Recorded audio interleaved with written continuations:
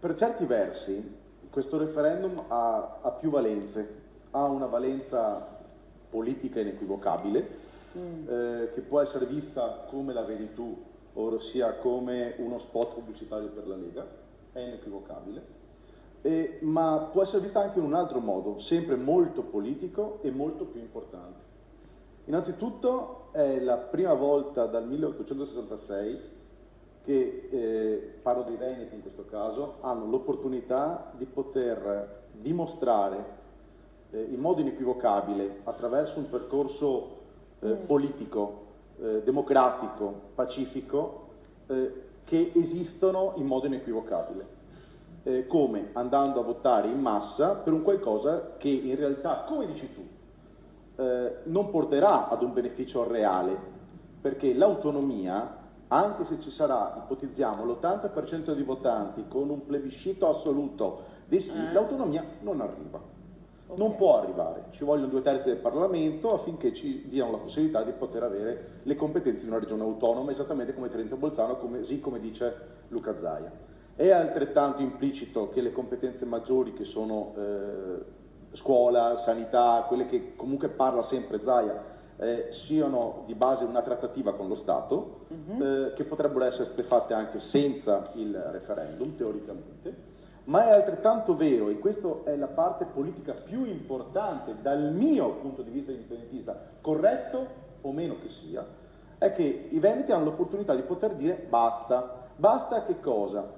E innanzitutto, più che dire basta, hanno l'opportunità di dire noi esistiamo e abbiamo delle rivendicazioni rispetto a quello che noi siamo e quello che noi facciamo. Questo ovviamente non è un referendum per l'indipendenza come noi vorremmo, e come ci è stato negato di poterlo fare, perché democraticamente hanno detto che non abbiamo il diritto di poter neanche provare a fare un referendum semplicemente indicativo. Ma è un modo per poter effettivamente dire, guardate, noi abbiamo un residuo fiscale di 22 miliardi, di 21 miliardi, forse anche un po' di meno, la Lombardia ha un residuo fiscale ancora molto più alto, queste risorse dovrebbero rimanere a chi le paga, in realtà non rimangono a chi le paga, abbiamo una nostra identità, abbiamo una nostra cultura. Se il referendum, così come ci auspichiamo, verrà preso con questo spirito dai veneti in modo particolare, ma anche dai lombardi, sicuramente una volta che ci sarà una vittoria del sì in modo pesante, il referendum avrà dato un'indicazione non tanto strutturale, ma politica, che non sarà la vittoria della Lega politica, ma sarà una vittoria di popolo che dirà fortemente così non va bene. E poi c'è anche questo convegno, lo ricordiamo, il 20 di settembre. Grazie, sto leggendo la scaletta. Esatto, c'è fior di... dalle 19 alle 23. Premesso che l'anchor woman sarei tu, quindi mi sembra giusto ricordarlo.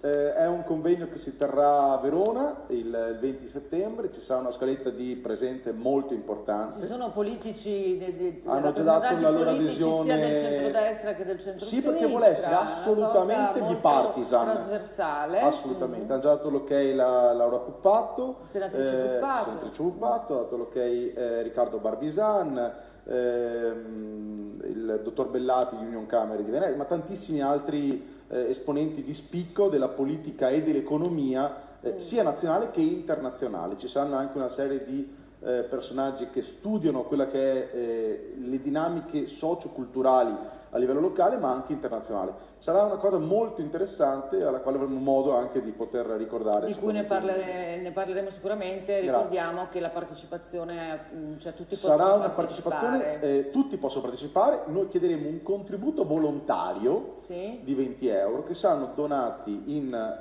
assoluto a delle persone particolarmente colpite da quello che è il disastro delle banche venete. Bravo. Grazie. Telefonata, pronto, buongiorno.